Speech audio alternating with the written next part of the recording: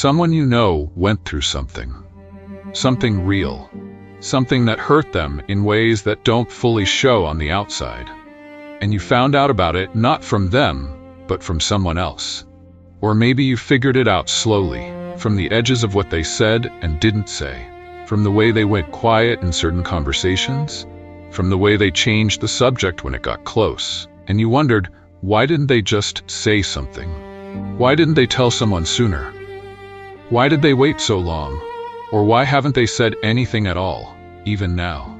And maybe you even felt a small, uncomfortable flicker of judgment. Not malicious, just human. That instinct that says, if it were me, I would have spoken up, I would have said something, I wouldn't have let it go on. But you don't know that, you really don't. Because silence isn't cowardice. It's not weakness. It's not even always a choice. Sometimes silence is the only rational response to a world that has already shown you, clearly and repeatedly, that speaking costs more than staying quiet.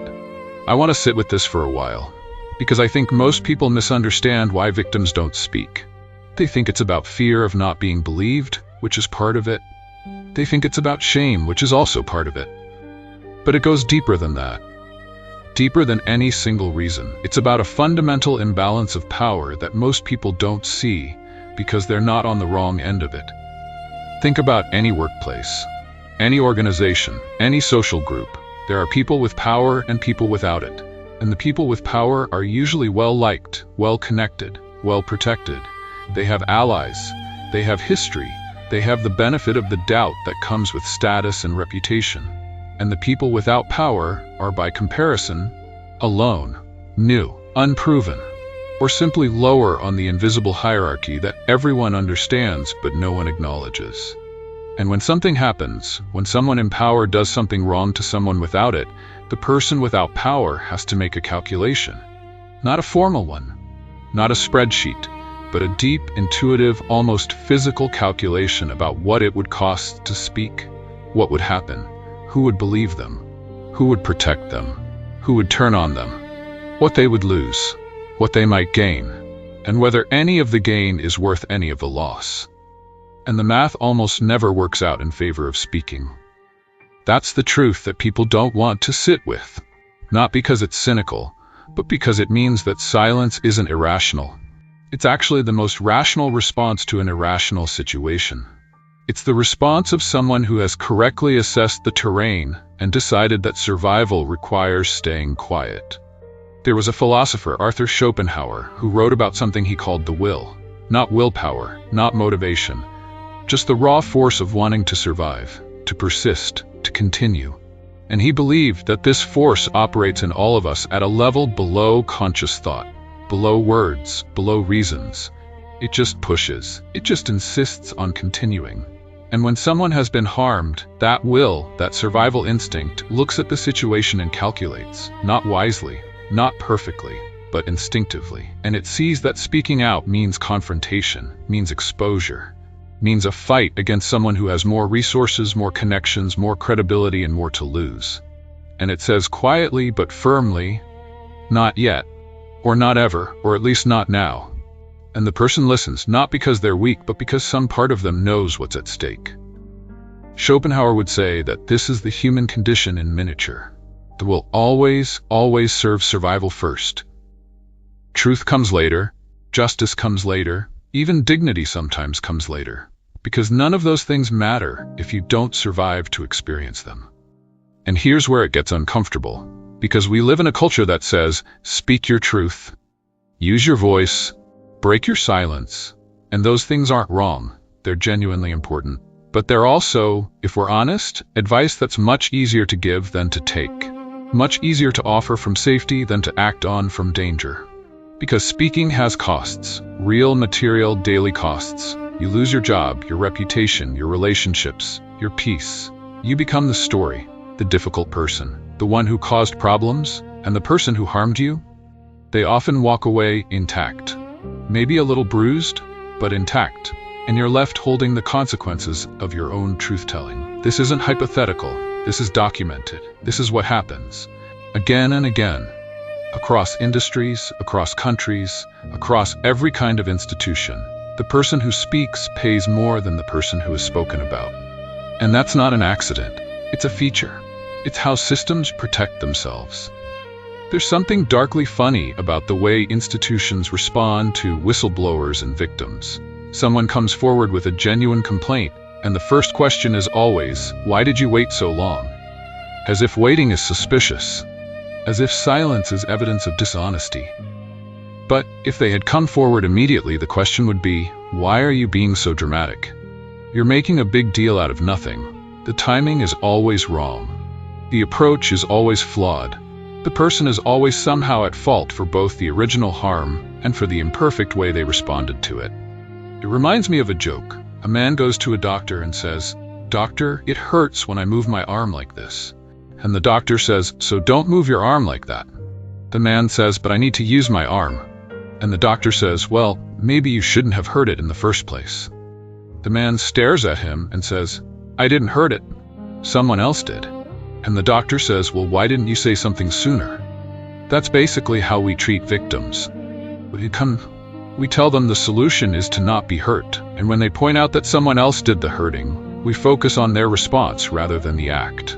We make the silence the problem, the delay the scandal, the imperfection of their coming forward the story, rather than what was done to them. Schopenhauer believed that humans are fundamentally self-interested, not in a cruel way, just in a biological way. We protect ourselves first. We protect our groups, our institutions, our narratives. And when a victim comes forward, what they're often facing is not one person who wronged them, but an entire system of self-interest that wants to minimize, explain away, or discredit what happened. Because the truth is disruptive. The truth requires change, and change is uncomfortable. And discomfort is something the will resists with everything it has. So the victim faces this wall of institutional self-interest, of collective denial, of well-meaning people who have too much invested in a different version of events to tolerate the true one. And they have to decide whether to throw themselves against that wall, knowing they might break, knowing the wall probably won't. I think about the people who do speak, eventually, after years of silence, and how often they describe it as not feeling ready, not feeling brave, but feeling like they had nothing left to lose, like the silence had already cost them so much that speaking couldn't cost more. And there's something clarifying about that, something real. Courage isn't always the absence of fear. Sometimes it's the presence of nothing left to protect. And I think about the people who never speak, who carry it privately, who adjust their lives around the thing they can't say, who develop habits and patterns and ways of being that make sense only in light of something they've never named out loud. And how we look at those people and see their adjustments, and sometimes judge them for it, for being difficult, for being distant, for being complicated, without ever knowing what we're really seeing, without ever understanding that their silence is its own kind of speech, that their adjustments are their body's language for something they couldn't say with words. Schopenhauer wrote that compassion is the foundation of morality, not rules, not systems, not abstract principles, just the capacity to feel someone else's suffering as something real, something that matters, something that happened to a person, not a case, not a story, not a headline. And I think that's what most victims are waiting for. Not the perfect moment, not guaranteed justice, just the sense that if they spoke, someone would actually listen, actually believe, actually hold the weight of what they're being told without immediately looking for reasons to set it down. And that's rare, rarer than it should be, because listening is hard, real listening. The kind that doesn't immediately problem solve or doubt check or compare to other cases. The kind that just receives, just acknowledges, just says, "I hear you and I believe you, and that should not have happened to you." That kind of listening is rare. And without it, speaking is like shouting into a room where everyone is wearing noise-canceling headphones. You exhaust yourself making the sound, and nothing changes. And maybe that's what we should sit with.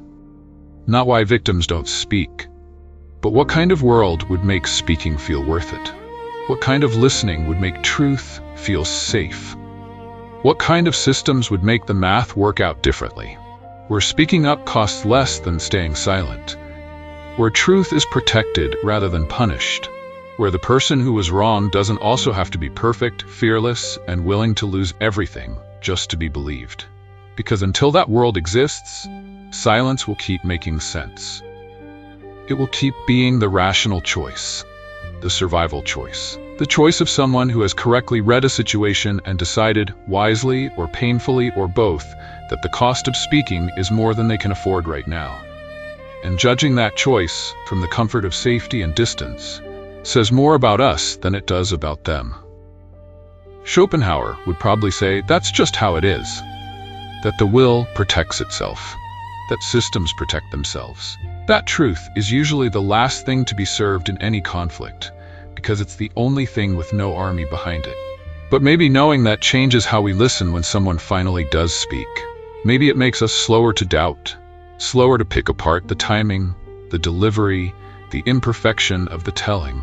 Maybe it makes us understand that what we're hearing didn't come easily, didn't come without cost, didn't come without years, sometimes, of calculation and pain and the slow, quiet realization that silence had become its own kind of suffering.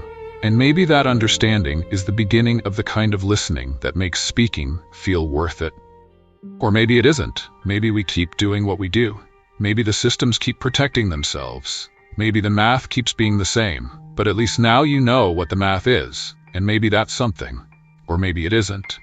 But it's true. And truth, even when it costs, is still the only thing worth speaking.